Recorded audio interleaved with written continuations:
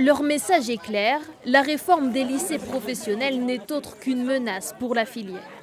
Voulue par Emmanuel Macron, celle-ci prévoit notamment une hausse de 50% de la durée des stages en entreprise et donc une baisse du nombre d'heures passées en cours. Selon ses professeurs, cette réforme viendrait fragiliser un cursus déjà dénigré.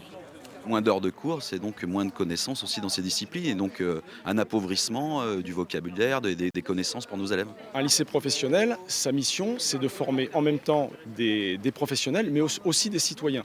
Et on accède à la citoyenneté en accédant à des connaissances de culture générale. À Niort, même colère. Pour ces enseignants, la place des élèves est d'abord à l'école et non en entreprise. On a le sentiment aussi que le gouvernement voudrait bien adapter complètement la formation professionnelle aux besoins du patronat.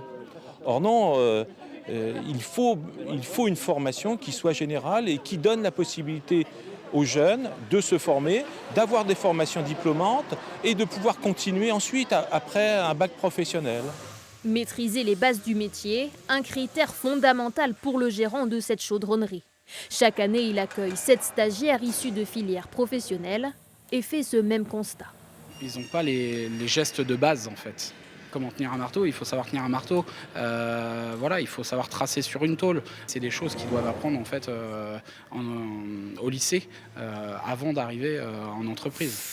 La réforme des lycées professionnels devrait entrer en vigueur progressivement dès l'année prochaine. Les concertations avec les syndicats sont toujours en cours.